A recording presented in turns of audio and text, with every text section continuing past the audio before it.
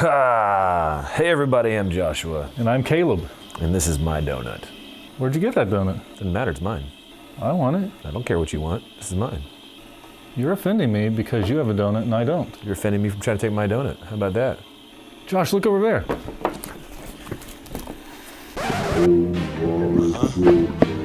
Sometimes it's gonna be battles that you need to fight. You can't back down, no. Don't let them stop you. No matter what they do. You can't stop me. It's okay.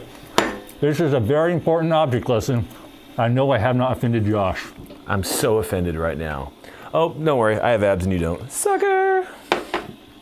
Guys, we live in a world today that's pretty caught up and hung up on the idea of offending.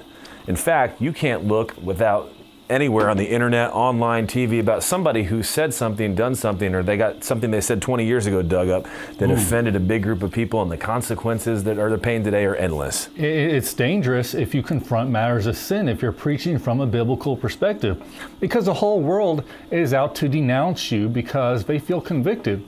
We know the enemy is moving in people's hearts to make them think that sin is okay and that the things that they're doing are all right to do.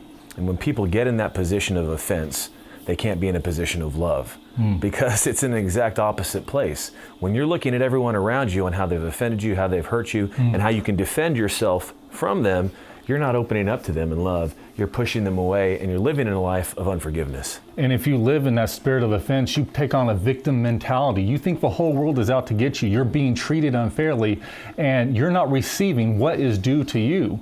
And this has become dangerous not only in our society, but we've seen it in the Bible in the past, that Peter came up to Jesus and said, "My brother offended me. Shall I forgive him 7 times?" And Yeshua said, "No, 70 times 7 I tell you to forgive him." Peter's like, "What? That's like 490 toes. I can't count that many." He said that if the Father forgives us, then we ought to forgive each other. But if we cannot forgive each other, then how can the Father forgive you? That's a crazy thing to think about because so often when you're offended because you think you're right. That's right. And when you think you're right, you think somebody else is wrong. It's pride. You have pride living in your life. One of the things I think that we misconstrue a lot in life is that when you're doing what's right, everything's going to go right and everyone's going to love you. That's true. But that's kind of busted up when you look at Matthew 24 because Yeshua says that the signs of the times will reflect this, that they shall deliver you up to be afflicted, they shall kill you, you shall be hated by all nations for my name's sake, and so shall many be offended and shall betray one another and shall hate one another. That's kind of opposite of what you would assume. That's right. Paul taught that the cross is foolishness to the unbelievers, but it can also be offense to them. And that if you are preaching the cross and the message of the cross, it will offend others.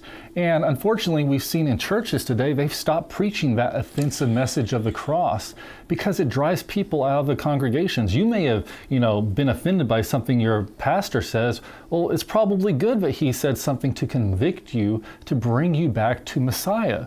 And churches have stopped doing that because if they have empty pews, how are they going to pay the bills? Well, when Yeshua came, everything he was saying, everybody accepted. They loved it. Nobody had a problem with it, right?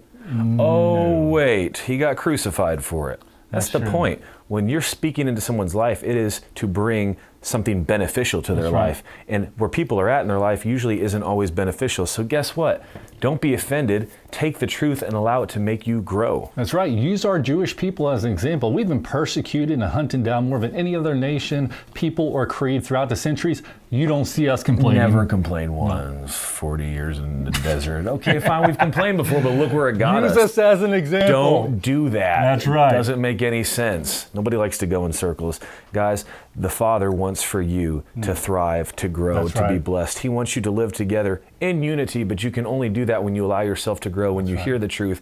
Do not run from conviction because conviction is there for your benefit. And forgive others, turn the other cheek. If someone takes your shirt, give them your cloak. Those are the teachings of Yeshua.